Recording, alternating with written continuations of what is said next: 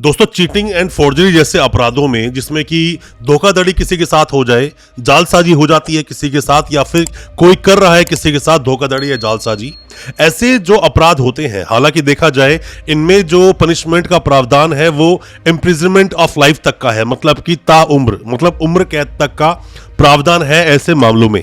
But अक्सर ऐसा देखा गया है कि मान लीजिए आपके साथ कोई अगर धोखाधड़ी होती है तो उन मामलों में पुलिस अक्सर सिर्फ और सिर्फ 420 में ही उस मामले को निपटा देती है, जबकि ऐसे केसेस के अंदर फॉर्जरी भी आसानी से देखा जा सकता है। अगर पुलिस ने किसी भी तरह से मिली भगत करके सिर्फ केस को हल्का बना दिया, 420 के आधार पर केस को तैयार कर दिया, और जबकि उसके अंदर 467, 468 जैसे और भी संगीन जो धाराएं हैं वो ऐड होनी चाहिए थी पर ऐड हुई नहीं, आप उन्हें कैसे ऐड ऑन करवाओगे?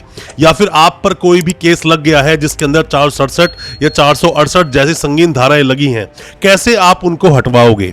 मैं आज अपनी इस वीडियो के माध्यम से आपको बताऊंगा कि चीटिंग एंड फोर्जरी जैसे केसेस में कैसे आप निपटेंगे, या फिर आप अगर झूठे किसी केस में जेल चले गए हैं कैसे आप बेल लेंगे, या फिर कैसे उस केस से आपका निपटारा होगा, कैसे छुटकारा आप पाओगे।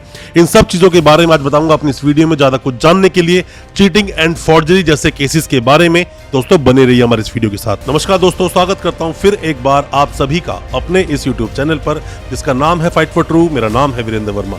जैसा आप सभी जानते हैं, हम इसी तरह की लीगल अवेयरनेस की वीडियोस आपके लिए लेकर आते हैं और आपको बनाते हैं कानूनी जानकार। दोस्तों, जब भी कोई मुकदमा दर्ज होता है, मान लीजिए कि पुलिस स्टेशन आप जाते हैं और बोलते हैं कि मेरे साथ एक चीटिंग हुई है, किसी व्यक्ति ने मुझसे पैसा लिया और मेरे नाम प्रॉपर्टी की या फिर सेल एग्रीमेंट किया पर बाद में प्रॉपर्टी मुझे नहीं दी, या फिर ऐसा भी हो सकता है किसी भी व्यक्ति ने फॉर्ज डॉक्यूमेंट करके आपकी प्रॉपर्टी हथिया ली हो, या ऐसा हो सकता है फॉर्ज डॉक्यूमेंट के साथ फर्जी अकाउंट खुलवाए गए हो और आपके साथ जालसाजी कर दी गई हो।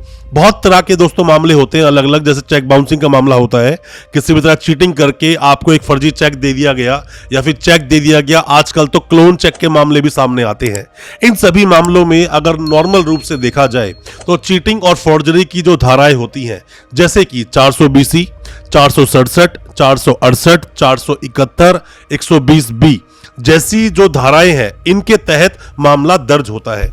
ऐसे मामलों को कैसे आप निपटोगे? दोस्तों, निपटने से पहले आप ये समझिए कि मान लीजिए कि आप कंप्लेनेंट हैं, आप गए पुलिस स्टेशन में, आपने कंप्लेंट दी कि मेरे साथ चीटिंग हुई है, फॉर्जरी भी हुई है, क्योंकि आपको नॉलेज नहीं थी, क्योंकि आपको जानकारी नहीं थी। इसीलिए जब आपका मुकदमा दर्ज हुआ तो वो सिर्फ और सिर्फ 420 का बनाकर मुकदमा दर्ज कर दिया गया और 420 की एफआईआर एक लॉन्च कर दी गई। पर 420 में सीधे तरीके से किसी भी व्यक्ति को अरेस्ट नहीं किया जाता है, वहां पर एक 41A का नोटिस दिया जाता है। वहीं से उस व्यक्ति के निकलने के बहुत सारे रास्ते बन जाते हैं। आपको इन चीजों को बिल्कुल ध्यान में रखना चाहिए, और यह भी ध्यान में रखना चाहिए कि आपके ऊपर अगर कोई मुकदमा हुआ जिसके अंदर की 467 या 468 नहीं लगनी चाहिए थी पर लग गई, तो ऐसे मामलों में आपको क्वेश्चनिंग के लिए जाना चाहिए। आपको एफआईआर को क्वेश कराने की बात जरूर करनी चाहिए, अपने वकील साहब का सहारा उसमें लेना चाहिए। अगर आप क्वेश्चनिंग के लिए जाओगे और एफआईआर अगर क्वेश हो जाती है तो मान लीजिए कि आपका केस ही खत्म हो गया, केस वो चलेगा ही नहीं।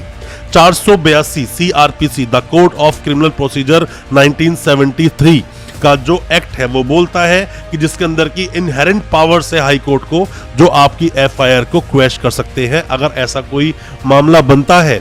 जो मामला नहीं बनना चाहिए, मैं आपको बता रहा हूं कि आपको सीधा क्वेश्चनिंग के लिए जाना चाहिए, ना कि पहले बेल लेनी चाहिए, ना कि पहले आपको एंटीसिपेटरी बेल लगानी चाहिए। ये गलतियां आप अक्सर कर देते हैं।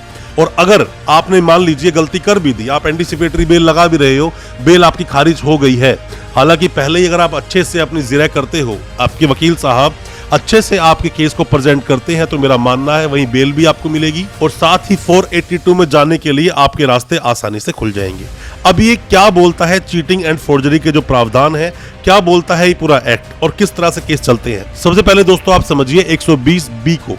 120B क्या बोलता है? पनिशमेंट ऑफ क्रिमिनल कॉन्स्पिरेसी, मतलब कि षड्यंत्र किसी भी तरह से आपने किया जिसके अंदर की 2 या 2 से ज्यादा लोग थे, षड्यंत्र करके किसी को भी आपने ठगा, वहां पर फर्जी डॉक्यूमेंट्स दिए या किसी भी तरह फर्जी कमिटमेंट्स किए, या फिर ऑनलाइन फ्रॉड हुआ, या फिर यह भी हो सकता है कि ऑनलाइन किसी भी तरह की जो आईडीज होती हैं छेड़छाड़ की, तो वह 468 लग जाता है। डॉक्यूमेंट आपने कोई भी दिए फर्जी बनाकर या उसमें एडिटिंग करके दिया तो 467 लग जाता है। पर 120B भी कम खतरनाक दोस्तों नहीं होता है। इसमें अगर आप पढ़ते हो तो जो एक्ट की लैंग्वेज बोलती है वो लैंग्वेज बोलती है कि इसमें पनिशेबल विथ डेथ तक का प्रावधान है। इम्प्रिजनमेंट फॉर लाइफ तक का प्रावधान है, उम्र कैद भी हो सकती है इसके अंदर। इसमें 2 साल का भी हो सकती है सजा, या फिर उसको अपग्रेड करके फाइन भी ले जा सकता है। ऐसे कई सारे प्रावधान इसमें देखने को आपको मिलते हैं। चलिए दोस्तों, ये तो अभी बात थी कि हमने 120B को आपको बताया। अक्सर आपको देखने को मिल जाएगा जब भी कभी चीटिंग या फॉर्जरी जैसे मामले आपके सामने आते हैं। 420 को आप समझ लीजिए, आपने सुना होगा नॉर्मल जो लैंग्वेज में हम लोग बोलते हैं कि वो व्यक्ति बहुत ही 420 है। हालांकि मैंने 420 पर और 417 क्या बोलता है, दोनों ही चीटिंग को आपको बताते हैं पनिशमेंट के बारे में। बहुत अच्छे से एक्सप्लेन किया हुआ है, हमारी इस वीडियो को आप देखेंगे आसानी से समझ जाओगे। क्या बोलता है 420? Cheating and dishonestly inducing delivery of property. मतलब किसी भी तरह से आपने किसी को इंड्यूस करके, बहला फुसला कर आपने किसी व्यक्ति को आपने चीटिंग करके कोई भी चीज डिसऑनेस्टली आपने किसी से ले ली, उसको बेवकूफ बना के कोई चीज आपने ले ली, वो चीटिंग में आता है। अब चीटिंग में क्या बोलता है, इम्प्रिजनमेंट क्या है इसके अंदर, तो देखोगे तो जो एक्सटेंड करके जो टर्म होती है इसकी 420 की जो पनिशमेंट आपको मिलेगी वो होती है 7 साल तक की। 7 साल तक की सजा का प्रावधान है और फाइन भी आप पर लगाया जा सकता है 420 के लिए।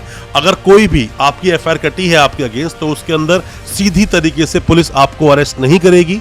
पहले आपको नोटिस सर्व करेगी, नोटिस में जाकर इन्वेस्टिगेशन आप ज्वाइन करोगे, उसके बाद तय होता है आपको अरेस्ट करने की जरूरत है या नहीं। और अगर आपके ऊपर कोई ऐसा केस हुआ है तो मेरा मानना दोस्तों ये है, किसी भी वकील साहब की एडवाइस जरूर लें, उनकी सहायता लें, उनकी मदद लें आप, और तभी इस केस को आगे प्रोसीड करें। ऐसा ना हो कि आप पुलिस स्टेशन जाए और किसी भी तरह से गलत एक्ट करके पुलिस वाले आपको अरेस्ट कर लें। आपके साथ एक अच्छे वकील साहब का होना जरूरी है।